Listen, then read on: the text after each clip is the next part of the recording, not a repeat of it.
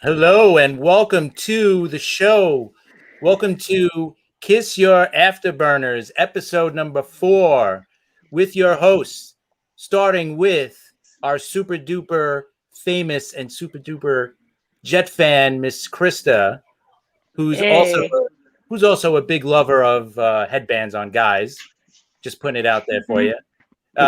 Our other super duper fan, but not as famous, is Charmin, and also another super duper fan joining us for the first time, Mr. JD up top.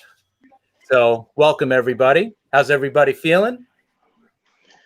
Hopeful. That's what we Good. feeling right now. There you go. That's what I want to Yep. hear. Only good stuff. Only good stuff. So, hey, let's listen. We finally got to the draft. We finally got through it. It's been what 3 months now since the Super Bowl ended, and for the last 3 months we've heard predictions and how many mock drafts did we have to read and go through and Oof. blah. But we finally got through it, and I think it paid off pretty well for us Jet fans. So, what do you guys think, Krista? Why don't you start us off? What are your thoughts on the draft and the guys we got and the guys we signed, undrafted guys? Let us know your feelings. All right. First off, I'm just want to say how happy I am that I don't have to hear the word mock draft unless Mel Kiper or Tom Lachey has put something up of 2022 in their madness. Other than that, I'm glad you guys could put that into rest. As far as the draft, I believe Joe Douglas has hit it out of the park. I am a huge fan of Zach Wilson, not just because he wears headbands and reminds me of Baker Mayfield, but he has that swag and he fits that LaFleur type offense. I'm excited to see what he can do. I feel like we added a lot of pieces. I feel like Joe Douglas has done a great job. And my favorite part is when Saleh gave him the call and said, "Hey, this team's going to lift you. You don't have to carry the team." I think that says a lot, and it's the start of the beginning of a really great relationship. And I love the aggressiveness to get AVT. And the reason why I'm not going to say his name because I am notorious of butchering names, and I don't want to mix this guy up and call him hand moisturizer by accident. So I'm just gonna call him ABC just to play it safe. I think if you're telling me all I had to do was give up two third rounders to get the best guard prospect in the draft, I think I would I would do it all the time just to get this dude. He's going to help this West Coast offense, whatever type of offense we're going to run. And guards are very important to have in this offense. And he's not just a guard. I know a lot of people want to criticize that, but he's a versatile piece on the offensive line. I don't want to spoil too much for the segment, but ABC is going to be a big part of it. Just a heads up. And I love the Elijah Moore pick. That's probably one of my favorite draft picks of this whole draft class. I love the pick. I love the electricness. He has very good hands, and I think he's good. He's a good insurance policy in case not Jeremy Curley. Sorry, Jamison Crowder. Sorry, I love my slot receivers, and that Mhm. explains why. But he's a good insurance policy once Crowder leaves, and Crowder has been known to be injury prone. Unfortunately, I love Crowder, and slot receivers are an asset to this type of offense. So you can never have enough slot receivers. So you have him, and you have Crowder, you have Barrios, and you have Kean Cole. I think it's going to be a very interesting group of wide receivers that they have, and and I also like Michael Carter. I think running back was a very underrated position for the New York Jets because a lot of people like to devaluate that position. But in the Shanahan before type offense, you kind of need that power back. And I think Michael Carter fits the bill. He's explosive. I think he's really going to help Zach Wilson in this offense. And as far as the day 4 picks, I know a lot of people like to criticize, asking why Joe Douglas has picked safeties, but these guys are not just safeties, and I can't pronounce these guys' names, so I'm not going to go and name them We every know who single they one. are.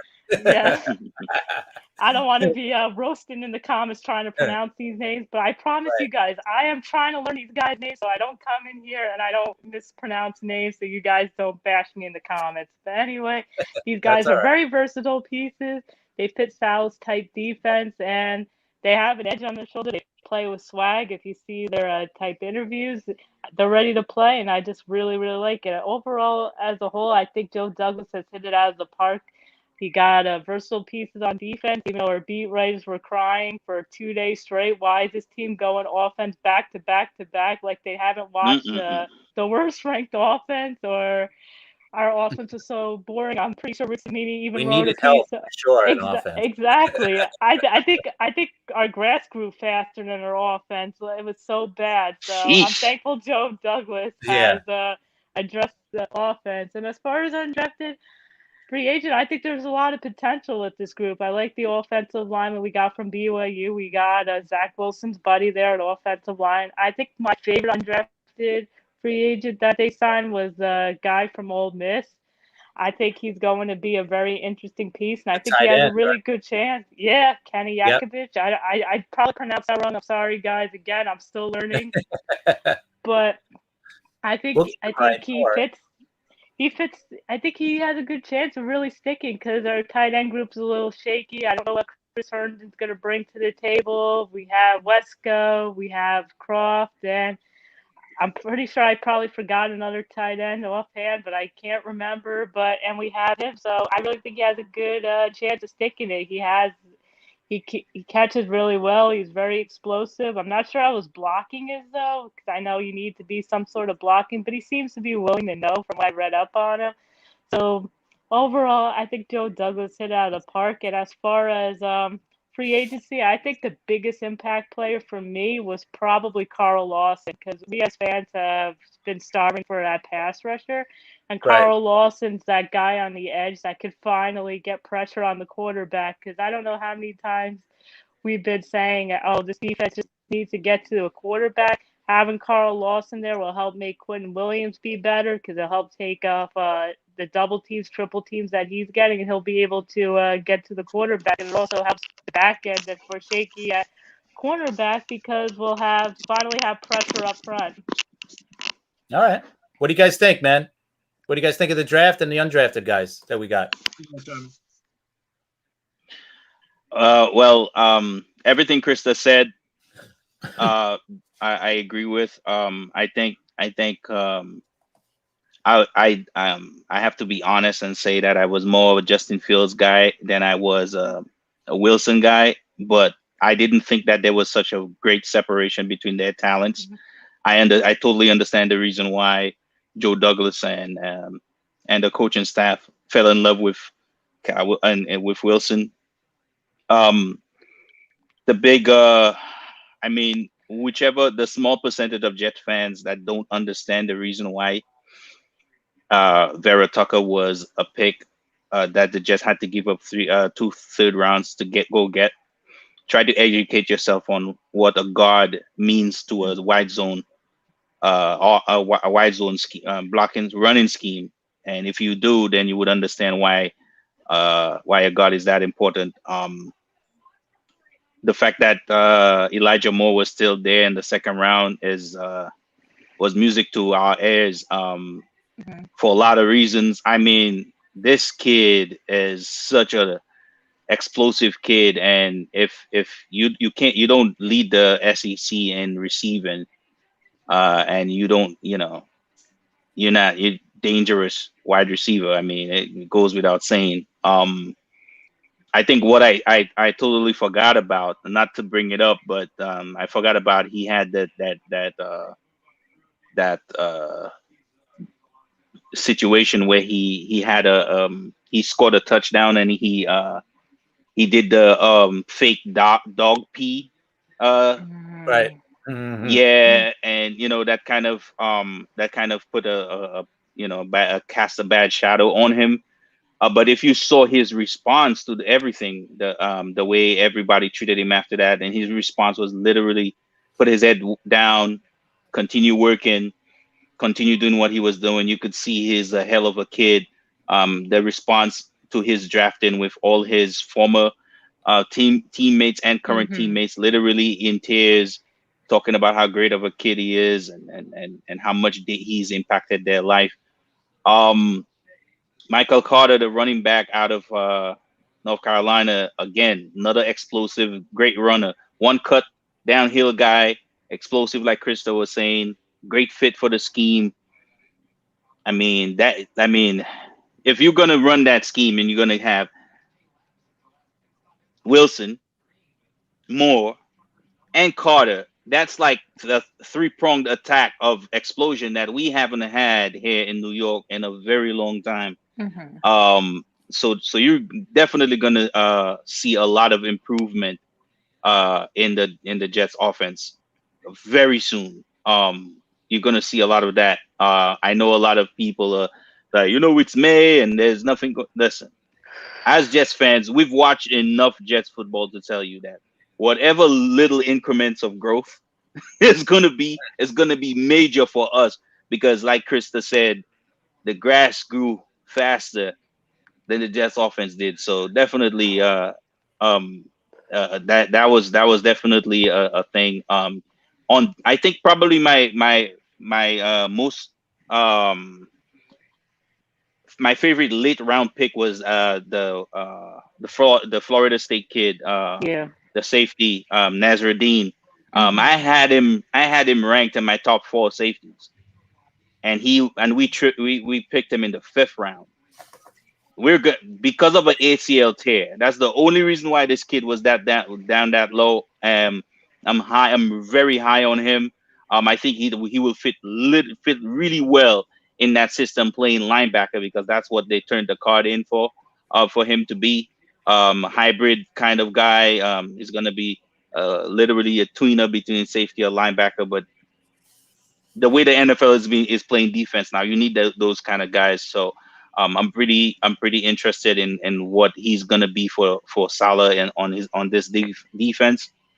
And my favorite UDFA is the Oregon State pass rusher, Hamilcar, I think, too. Mm-hmm. Yeah. Yeah, I remember seeing his name come up. I think the first time I saw his name come up, I saw him on multiple boards as a late round pass rusher that people should be interested in. And the fact that he went undrafted is something, and we could get that kind of value. I think that kind of that stood out for me.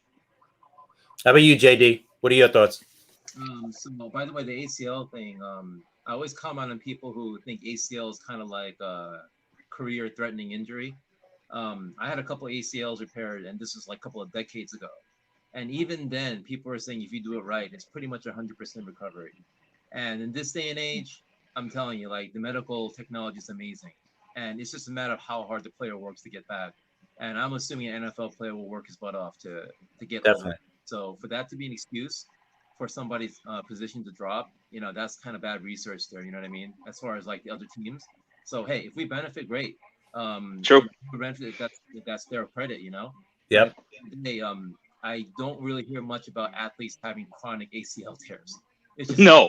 5, 6 ACL. It just doesn't happen. So what happens a lot of times, some athletes even they've neglected their legs and trained them the right way when they're in college. And once they get to the pros, they find out how to take care of themselves, how to do everything right. And unless you get a blow to the ACL, it makes some really awkward move. You're gonna be okay. So I think that's just good for us, right? So first pick Zach. I mean, I've been touting him for a while. As soon as I did a little research on him, I saw him play. I like a soft spot for quarterbacks because I played quarterback position the most in my soft playing career and all fun and games and stuff. So like I feel a quarterback when he does certain things in the field. You know what I mean? I don't just watch. I can like kind of imagine what he's thinking, how he's running, what he wants to do, what he can do. And the thing I see when I see Zach is competition really doesn't matter. I mean, I hate to say that, but I know a lot of people keep bringing it up, sucking it. Then there'll be no quarterback who come from secondary schools going to succeed, right? Yeah, the percentage might be lower, but I don't think it's like 100 to 1. Somebody from a soft schedule is going to be 100 times less to succeed in the NFL than somebody from a strong schedule. I don't believe that at all. But the bottom line is when I see Zach play and when I see him throw, I feel like there's comfort in him like he just knows how to play, meaning whichever way he runs, whichever the bottom line, right? Whatever throw he has to make, it's just there. I feel like this, and he feels so comfortable, throwing the ball from any position and angle. I just feel like he was born to play quarterback. And I coached a lot of different sports in the past, and I still coach. But to me, when I see an athlete or a human being like perform certain acts in their sport, I can kind of see what they were really meant to do. And to me, when he plays quarterback, it's like, yeah, he's kind of meant to do that. And not to put down Sam and kind of things like this, but when I first saw him play, I was like, yeah, he's a good player. But the way he threw the ball, I was like, I Ooh. kind of don't like that. I just got that kind of little negative, uneasy feeling. Like with that motion and the way he throws, there's gonna be some throws that's just not gonna work with Right. technique. And I'm like, he's gonna like fix that. And a lot of people say, oh yeah, that's he's gonna improve the NFL and this. Well, I still haven't seen him improve. I haven't. It's not that easy to improve that kind of throwing motion where the elbow goes up and the arm goes over it. It only worked for a couple of quarterbacks in history. And in an everyday basis, I just didn't have confidence in him. And see what happened. Like he made some good throws and some really bad throws and everything in between. You can't play in the NFL like that. You just can't. Every throw has to have zip unless it's a touch pass in the backfield or something. And when you're going downfield, I mean, I don't care if you're off balance or not. That throw, that the motion has to be there. It's got to drive through the ball. And I just did not have confidence in him in doing that. So I'm really happy with Zach. I know Justin Fields. I kind of feel bad for him, honestly. I really do, because I've never heard anything bad about the kid. I really haven't. There's that one thing about he's not a hard worker, but that's that's BS. That's, Yeah, That really is. Yeah. How do you become the starting quarterback at Ohio State, not being a a hard worker and stuff? Come on. Yeah, they're not gonna let you get away with that. So I feel bad about that thing coming about him and how he dropped. I feel like his talent is right there. He is very impressive to me too. The way I choose Zach over him, though, it's really hard to explain. It's just kind of a feeling. Zach just feels like he has more fun with the game, and he goes out and he's not as, how would you say, like a tough guy, which to me as a quarterback is not as important. Meaning, play like a tough guy. I feel like Justin kind of like feels like he can take the hit and he can just go after it. And I'm not sure if he's going to last in the NFL like that, because that same hit in the NFL, he'd be out for a year. Zach, I feel like he plays smart and he still plays aggressively, but he's not going to just take on a linebacker who's 260 pounds and think, I'm going to run through Let's this. hope not. He's going to kind of dodge, go down, or go out of bounds, something like that. I don't see him taking on those hits. So I know he's smaller. I guarantee he's going to put on 5 to 10 pounds. I'll guarantee you he's going to do that. He's not going to just, stay at, was it 190, 200 or 205 or something. Right. His weight. He's not going to stay. I mean, he's responsible. He's smart. What I really love about him is how people have said how he does his research. And, that's the whole like Manning and Brady method of like succeeding in. They may not be the most talented players out there, but the work they put in off the field, I feel like a lot of people have said that this guy is the same way in that. And he obviously physically is much more talented than Manning or Brady ever was or will be, right? It's not even close, physical talent. And if you add the hard work ethic and the smarts and the research to that, like, oh my God, the ceiling is just ridiculous, right? Yep. No doubt. Yeah, the guard, I mean, yeah, I know all the controversy about that, but I mean, yeah, if you're going to go offense, let's go with offense, let's commit. Because how did all that defense stuff work out for us in the last 10 years, 15 years? How did that work out? Do we have one of the most dominant defensive teams in the NFL league? I mean, we haven't. So what was the point of that? So that was Right. kind of waste. So I support that. I think it's a pretty good position that we got him in. And as far as his left position protecting the blind side, yeah. I mean, if I were going back and drop back against Western team, yeah, I wouldn't want to have to worry about my left side. Honestly, I don't have to like go around and thinking I have 2 seconds to throw the ball before I get nailed in the back. Yeah, so if I have a guy who can play back there, with Mech, I think I'd be a little more relaxed and give me that extra second to go do something. Elijah Moore, yeah, that guy's a burner. I mean, his size kind of worries me. Because I mean, if he's gonna be like that guy in KC, what's his name again? Tyreek Hill. Tyreek. Yeah. I feel like he has that ability, but again, with a wide receiver, I mean, when you're small, you have to work 5 times as hard, right? It's just like being an NBA point guard who's like 5'10". It's just so we're gonna wait and see. I mean, he has catching skills, he has the legs, but he needs a little bit extra. We're not gonna know until the first 4 or 5 games if this guy can deliver. I mean, I think he can. He has the tools, but we'll see how he gets off the line, how he fights through, defenders and things like that. So I'm hopeful, but that's like to be seen for me. Michael Carter, a lot of people think this guy is the biggest steal of the draft. As far as I've seen him run, I think he is a power runner with cutting ability, which is really nice. I mean, obviously that's the kind of runner you want, right? But again, we'll see what the translation looks like, but I have no qualms about him so far. As far as where we picked him and what he's going to do for us, we have a lot of running backs, right? But I feel like we have 1 or 2 backs step up and take 90% of the snaps, because we can't do this 4 or 5 running back by committee. That it doesn't work. You know, I can see top 3 guys getting the majority of the carries. Mm-hmm. Yeah, I mean, if running back can't get, if 1 or 2 running backs can't get 20 or 25 carries a game, you know, the rhythm and all that. I mean, endurance is really not an issue for these guys at this point, unless, you know, the offense is on the field like 40 minutes a game, which they're not. I feel like, you know, we need to have running back step up and somebody say, hey, I'm going to be the running back for this team. Give me the ball and I will run everyone and I will put my life on the line for you. But I haven't seen that yet in so long. It's like, you know, is anybody going to step up or what? You know, I'm really looking forward to that, actually. So once that happens, I feel like the whole team is going to kind of fall into place too. And the offensive line is going to have better confidence. And then obviously the quarterback is going to be like, well, I have to throw like 25 times a game. And we can, you know? So that's good. The rest of the guys, I haven't really done enough research to comment. But again, every researcher has actually given the Jets, at worst, this year an A- grade. You know, legit people, not, you know, some guys going to make controversy. So to me, that's pretty impressive. I think Joe Douglas has done a pretty good job in the last couple of years. I feel like even the moves that people thought he was kind of like, you know, shady, I think it all worked out the way it's supposed to with his team now. So the next couple of years, we're really going to see if this works out or not. But I think this is, I see this every year in the last few years, but I think this is truly the best team we've had since probably those 2 playoff years. And I know it's a young team, but I think if this team gels and everybody does their job, I think, you know, we're looking for something next year. Not this coming year. This coming year is going to be like, you know, gelling and maybe 8-win, 9-win, maybe, you know, if the coaching staff and you know what? As long as we're competitive, I'll be happy. Yes. You know, just give Yes, us that's a big thing. a competitive game every week. I'll be good. You know what? Like you said, it could work out to be 8-9 games wins this year, but that's asking a lot, especially for a rookie quarterback. A new system. Yeah, I mean everything's new. So yeah. So in the NFL, we don't have 5 to 10 year programs.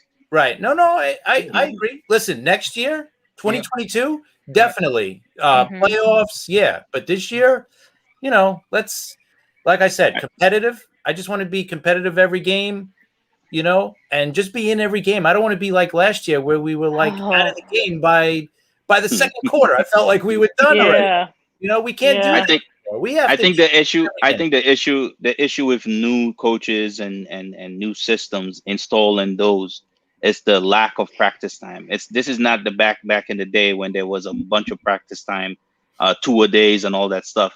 There's so much less practice time in the NFL now that it's hard. The install of new offenses is much more difficult. Now, there are a few pluses that help, like the fact that there's so much of high-end integration of college scheme into what the NFL does, that it makes it easier to kind of translate, even if just the verbiage is probably different in the NFL.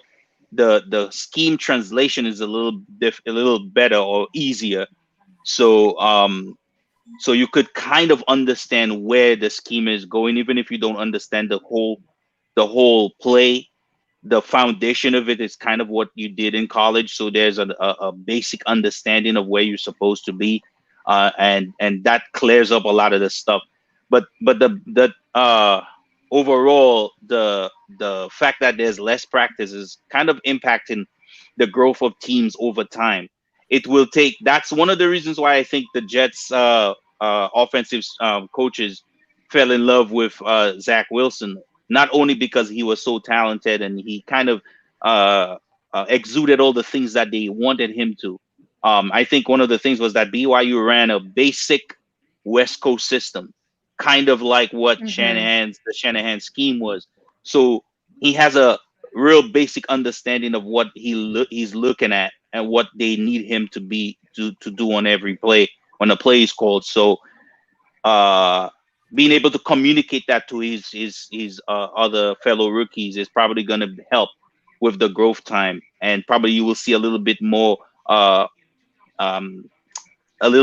growth quicker than normal. But trust and believe, it's going to be difficult, man, for everybody. Not only the offensive line coming from a more inside zone scheme to more of an outside zone run scheme with a little bit more flair to it.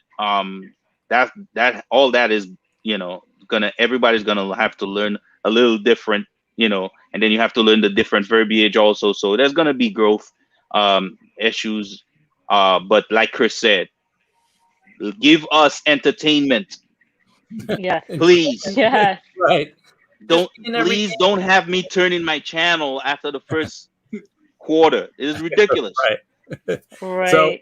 So all right, guys. So out of all the free agents we got, out of all the draft picks, out of all of our undrafted free agents that we signed, who do you think is going to make the biggest impact out of all of them? Not including Zach Wilson, because obviously he's probably going to make, we hope, is going to make the biggest impact of everyone. But outside of Zach Wilson, who do you think is going to make the biggest impact of our new additions so far that we have? JD, why don't you start us off with this one? I forgot his name because I haven't read him in a while. It's the new defensive end we got, the edge rusher. Oh yeah. Carl Lawson? What's his name? Carl Lawson? Yeah. Okay. I know. Well, he Krista said that. Okay. injury issues in the back. And some injury issues was it in the past? Was that him? Not really. I mean, there's been a couple things, but I don't think anything consistently that was an issue though. He's been pretty productive. It's not right because I think the defensive side, we may get to a point because we're building the offense as well that we're going to be a little more loose in the defense, being like going after the quarterback and not playing back and trying to just stop the run or whatever. So I feel like he's going to get the green light to just go.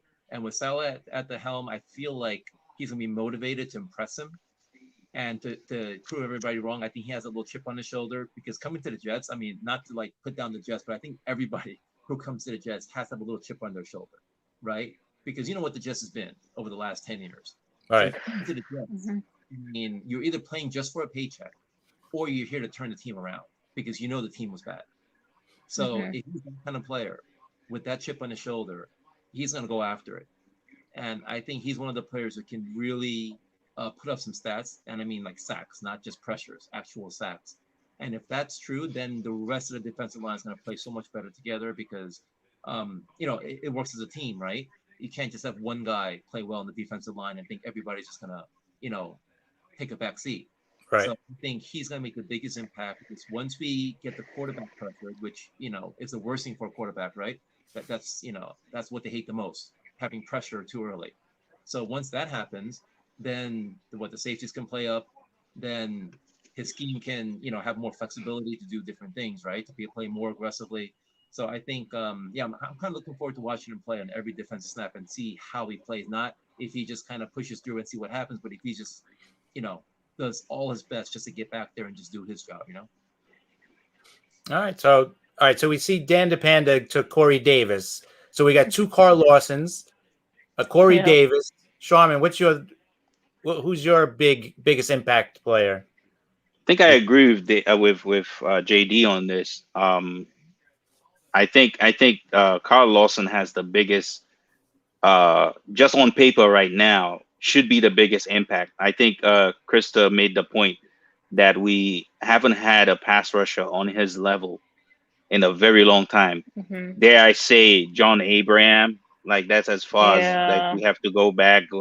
I mean, just sick to my stomach saying this stuff, but as Jets fans, that's what we leave with. But I think JD made the point about how about how important it is for scheme wise, or just the fact that the attention to more attack style front seven or front four, front five, whatever, front four that Salah likes. There's not going to be this, let's take on more blocks by the defensive tackles. There's going to be a lot of penetration going on. There's going to, I think you start up in the middle when instead of asking Quentin Williams to try to take on a center and a guard, take them out of the play. Instead of doing that, he will have his play would be to beat the center to a spot, get through the B gap, get through the A gap, and that's more penetration style. That will give time for the edge rushers to get in. That's where Carl Lawson is. And if you watch Carl Lawson play in Cincinnati, penetration and explosion is his game. And if you give that guy that kind of attack style play, and he's playing across from guys like we talking about, like Quinnen Williams and JFM and Mhm. you know, guys like that on the inside, it's just gonna be fun to watch, in my opinion. So I think he's definitely gonna change the game, the way the Jets defense plays. Also, I think there's a question. There's a lot of questions in the air about the corners the Jets have. We don't know, Yeah. between now and training camp, they might add a couple of Grizzly veterans, but Mhm. no matter what they do, I think the pass rush is going to be the name of the game, and Kyle Lawson would probably be the biggest impact so far. I'll add another name, since my first choice was definitely Lawson.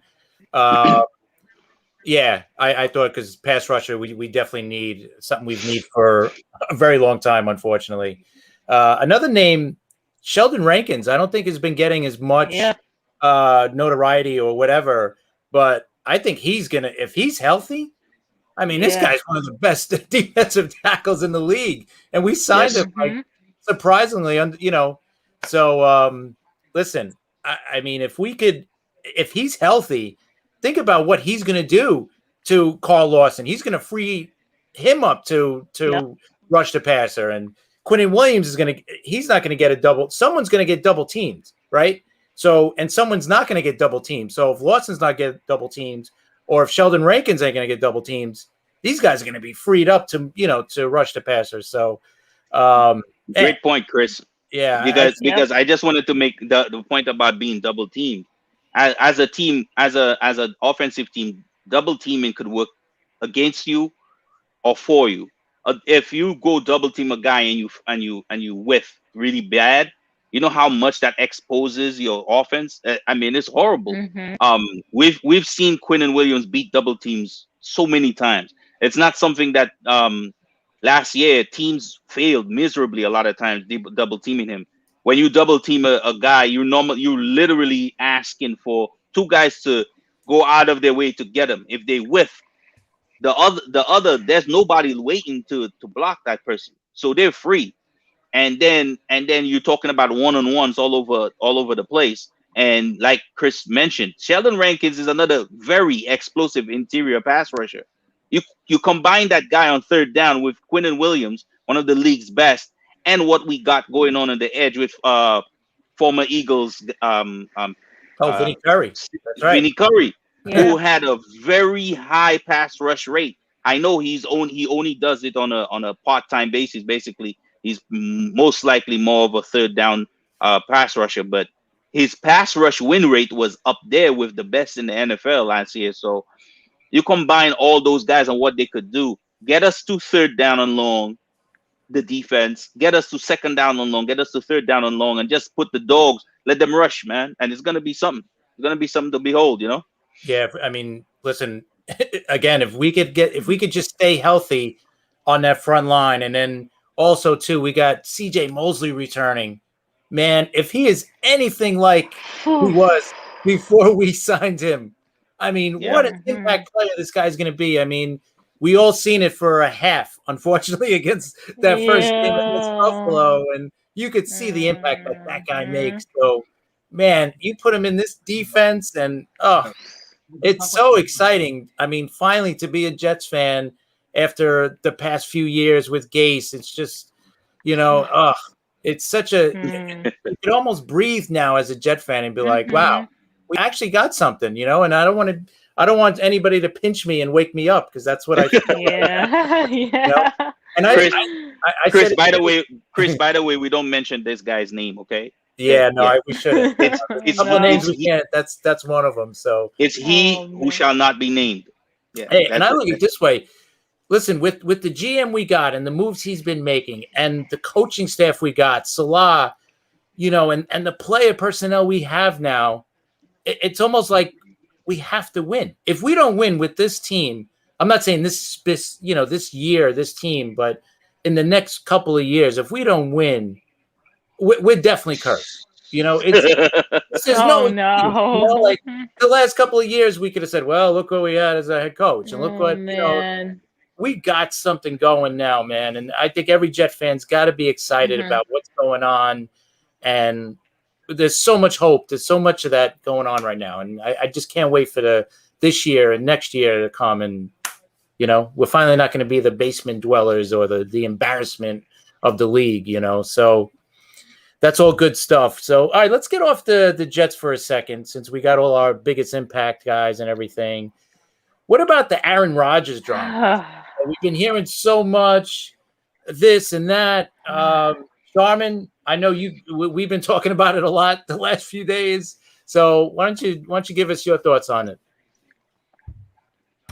One of the there is I don't really fall for the okie doke. When the media normally covers stuff, I always kind of take it with a grain of salt, because everybody in the game literally have skin to lose or skin to win. Basically, Adam Schefter is an insider. He's known for breaking stories. If he has a story and he breaks it, it's normally in his best interest to break the story. I'm not saying that he is a shady guy at all. I'm just saying that if he knew something, and he might not know everything, and probably context. He probably don't even know the context, and then he breaks the story, and then all of a sudden, there's everybody's pointing fingers and so and so and so, and this one said it and this one didn't say this, and to me, like talking to Chris during the week, Aaron Rodgers is a villain to a lot of people. It's one of the reasons why people love him but love to hate him too. He's not Tom Brady. He's not the lovable guy that you want to go up and shake a hand with to a lot of people. So when someone comes out and says fire the GM, nobody's gonna say he did not say it. Everybody's gonna be like, oh yeah, that's definitely Aaron Rodgers. He said it, and nobody's gonna even wait a second to understand under what context it was said, or even who had a lot to win to even leak something like that. Because I don't care what anybody says. Green Bay has a healthy history of not doing the best for their offense. I think Chris and I were dating back. Was it 9 years? Yeah. Was the last time they drafted a wide receiver of any talent?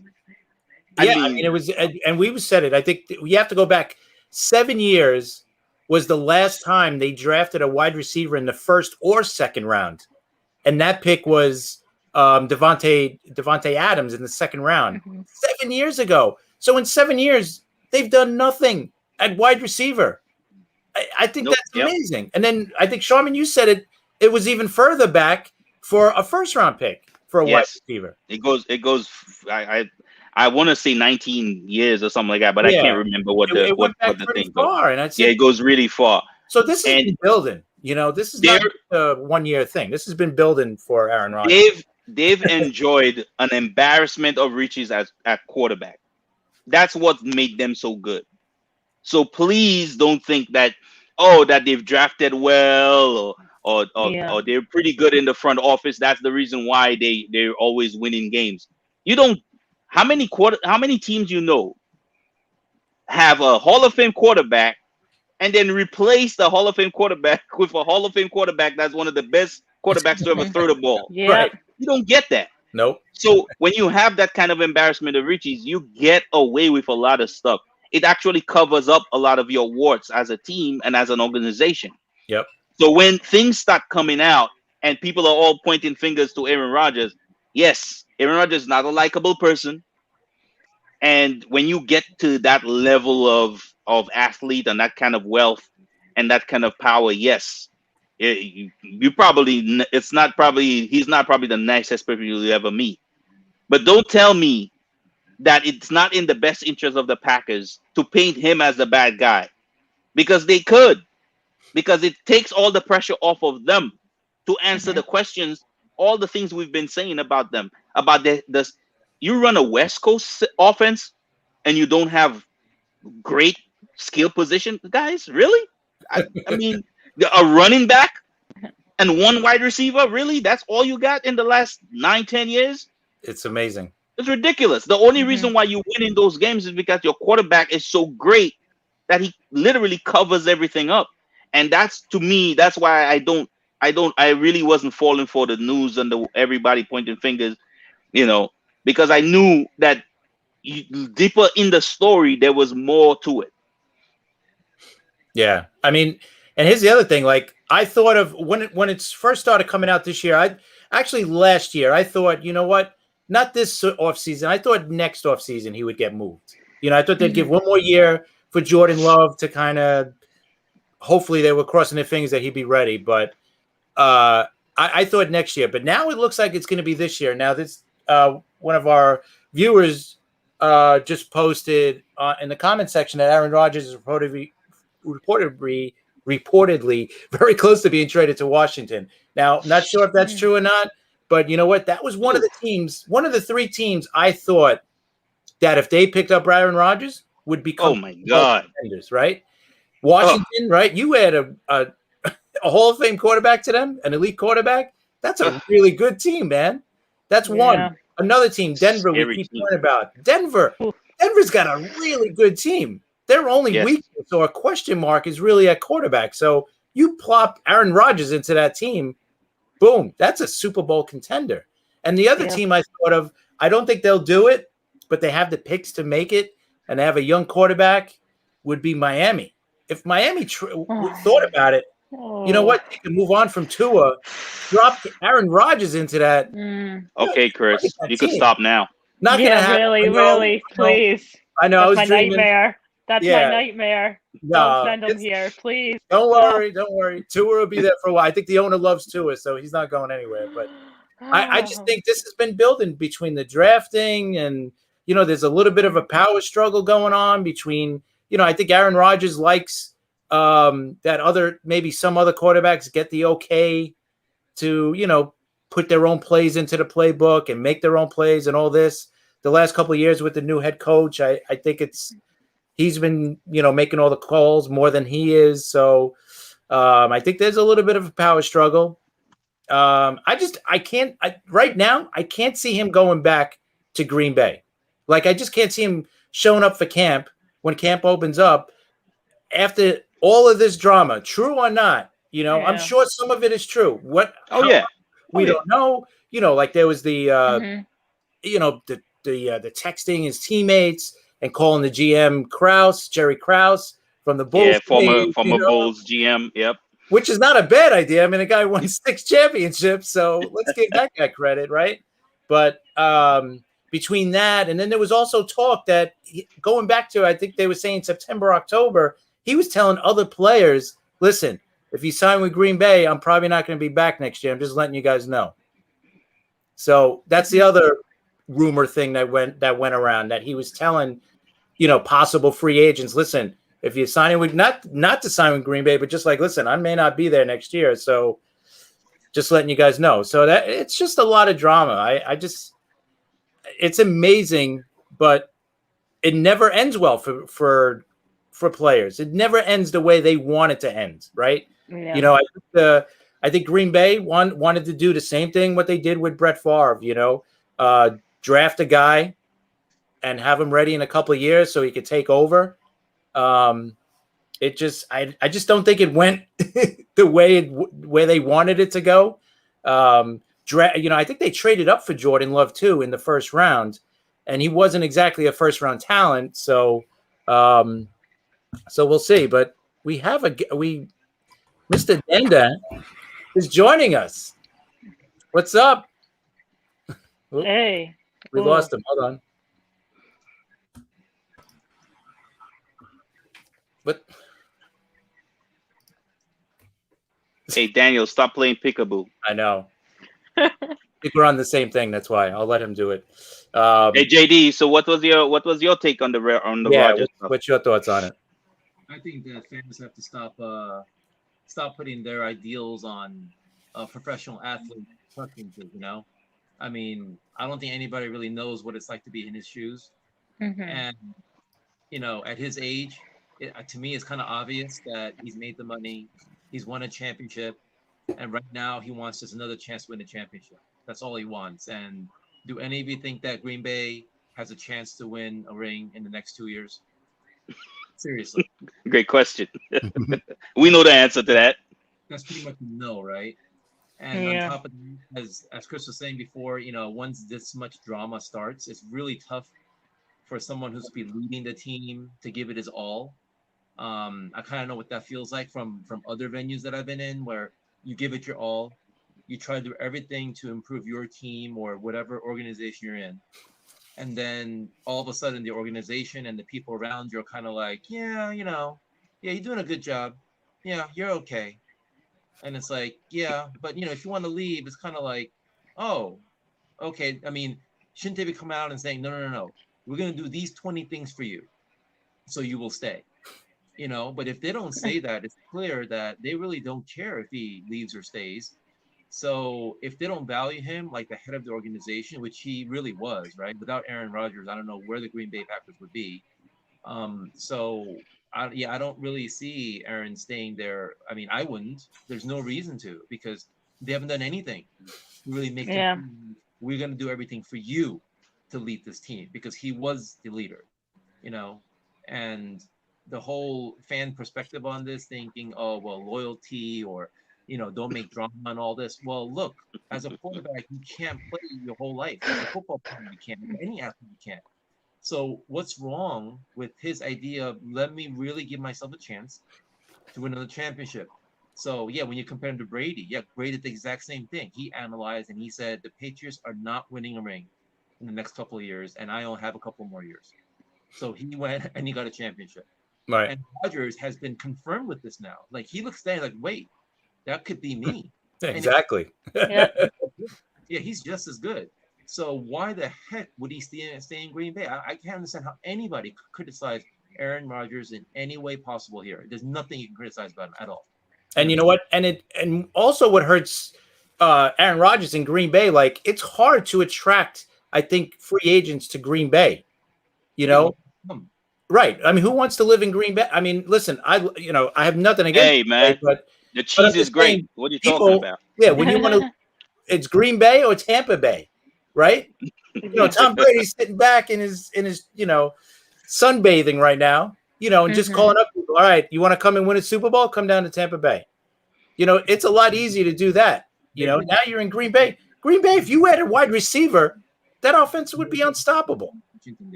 What did you say, JD? There's been no official update on the Washington deal. Oh, okay. Yeah.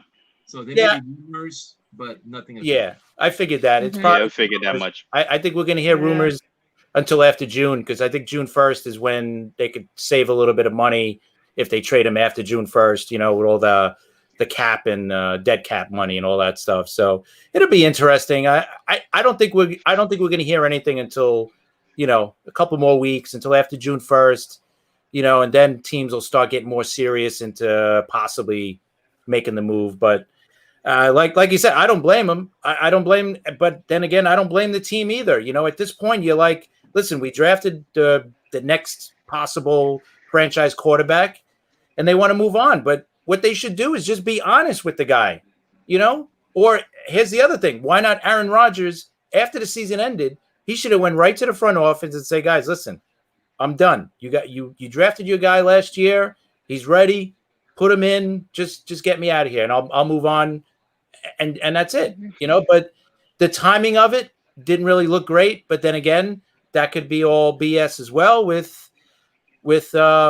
I lost. I have to say, I lost a little bit of respect for Schefter with what he did. It looks. I don't know. It just looked kind of weird that he did that right around draft weekend to make a big deal out of it. And maybe you don't know. He did clear up the fact that the timing wasn't exactly. He's the one that jumped the gun. Right. The timing thing. So it wasn't something that that was the making of anybody else, but him. He chose the timing, which clarifies a little bit more than. Yeah, I mean, he basically said, "Oh, everybody knew all this was going on."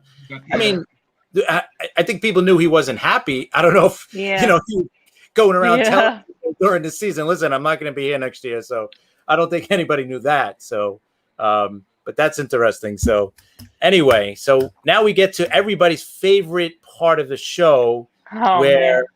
Christa gets to rant a little bit here, and we call it Christa's Pissers now. So she has the floor, and she's going to say whatever she wants. So let us know what you want to say, Christa. What's your pisser today? All right. My pisser today, I was going to keep it really fun and lighthearted. I was just going to go and complain to the Jets about them having way too many Auburn players compared to Alabama because I'm outnumbered here. And it's really hard for me to be nice to all these Auburn players because there's now 3 of them I have to be kind to. I can't say Roll Tide. They might bite my head off and say War Eagle and threaten me.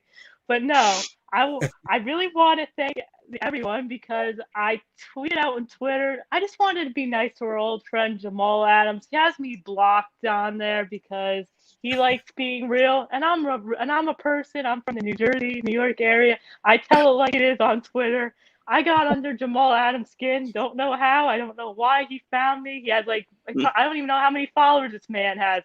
1 million or something, but somehow he found little old me with about 1,000 followers on Twitter, read my tweet, and he's like, you know what? Had it with this girl, blocked. And I am still blocked. So I had 2 Jets fans nice enough to send the message that I said, I want to thank Jamal Adams because thanks to him, we were able to get a good offensive lineman in ABT. And if you're new here, I can't pronounce names, so I'm going to call him ABT so I don't mix this guy up and call him skin moisturizer because I'm very bad at pronouncing guys' names.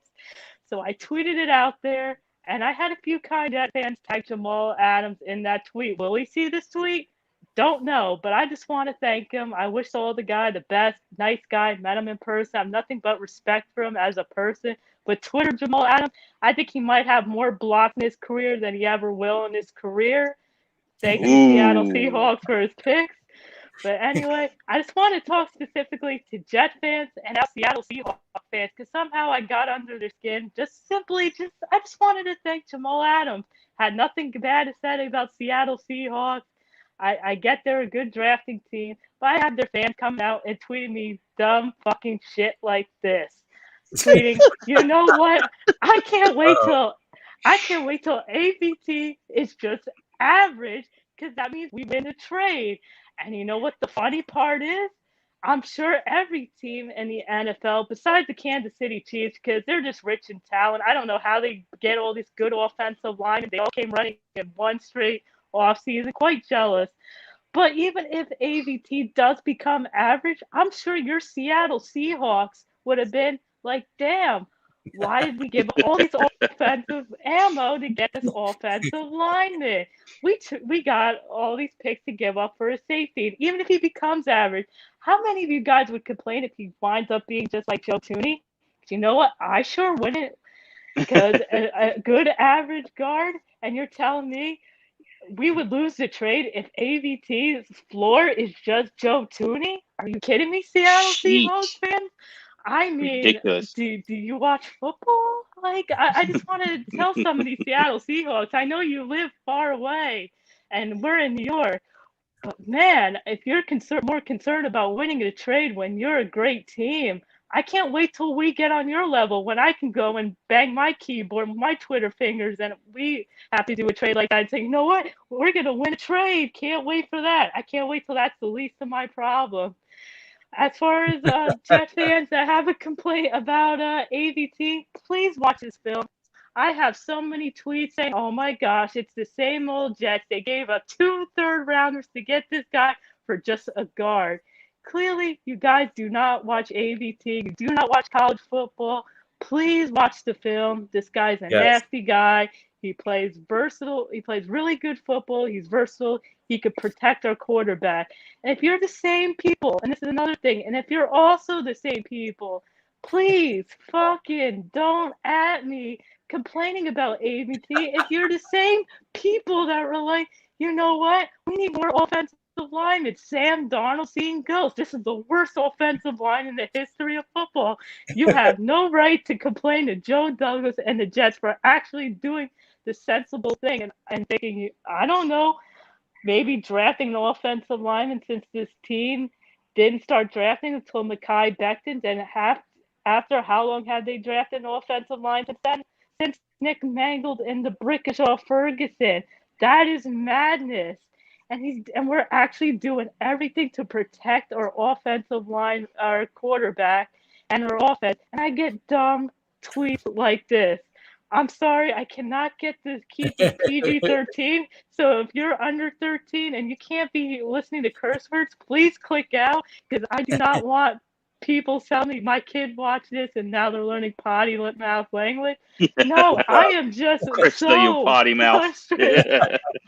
I am just so frustrated with people actually complaining about the Jets going offensive line. Because if you're a Jet fan, how many times do we say, I wish the Jets drafted good offensive linemen? Now that we have a good offensive lineman, oh my gosh, it is too much. We gave up 2 third-rounders. I'm just thankful we didn't have to give up a future first-rounder to the Minnesota Vikings or our second-round pick to get him. And you know what the best part is? The people that complain about the 2 third-rounders that we gave up, Joe Douglas has even came up and said, wow, you know what I would have done with that 3rd-round pick? I would have drafted Michael Carter. So we still got him in the 4th round, and we're still crying about AVT still being here. And it's just absolute madness why we're actually complaining about a good offensive lineman. So that is my rant. Okay. It was going to be lighthearted. I was going to complain about that's okay. and trying to be nice, but people have to be dumb and not watch football, and that is my pisser. Please be kind and actually be thankful we have a good offensive lineman to help Mekhi Becton. Yeah, guys, check this out before we go. I just want to show you. This was the good one. The rumored offer right here by Washington to Green Bay for Rodgers. Montez Sweat, a 2021 first, a 2022 first, and a 2021 third rounder for Aaron Rodgers. What do you guys think of that deal? I'm not saying it's true or not, but what do you guys think of that? That's quite a haul, though. Yeah. It's crazy.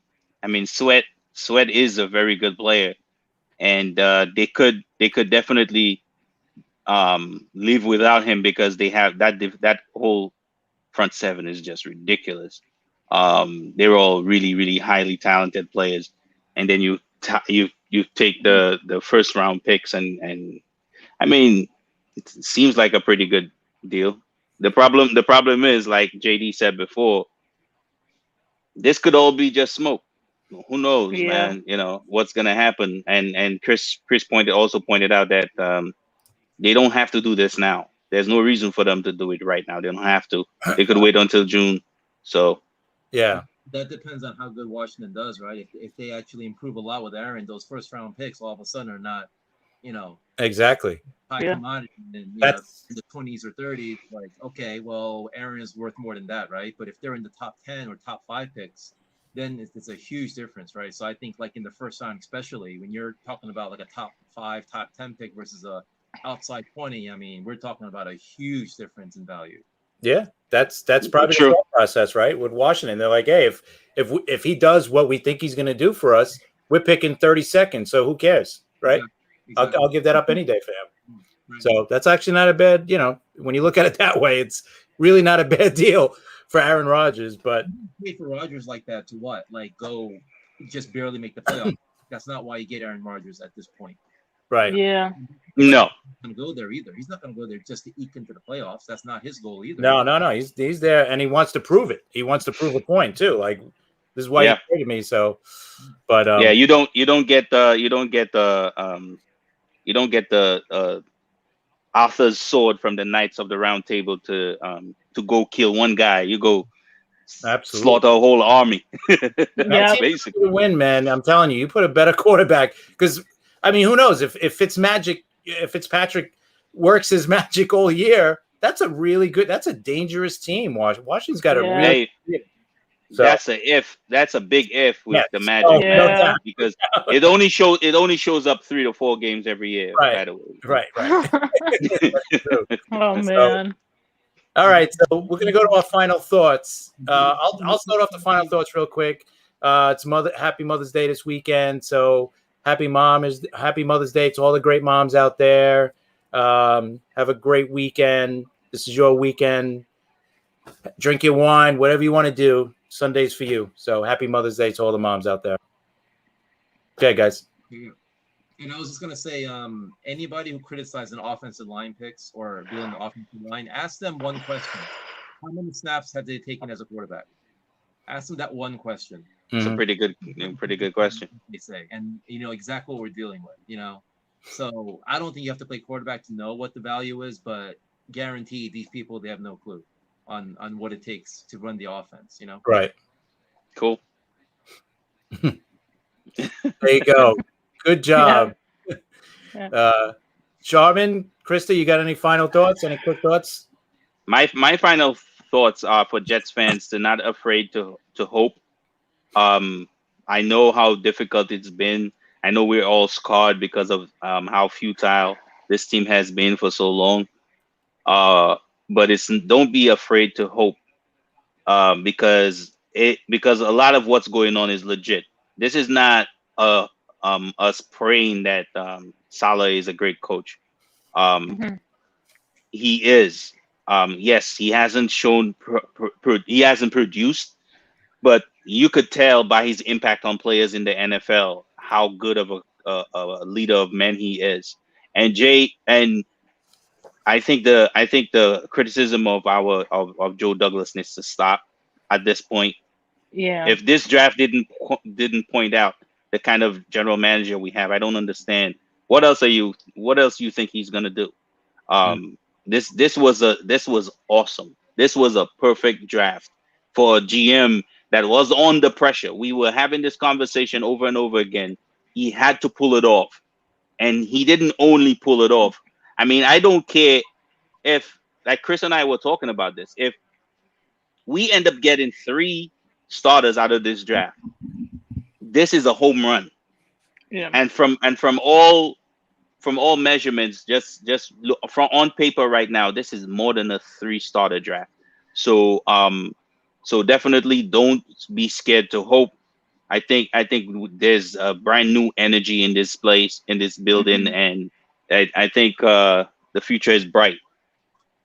Definitely. He made any mistakes, which is a big thing. I mean, maybe some players won't pan out, but no one can say, "Oh, he made these mistakes in the draft." So yes, sir. Criticize him.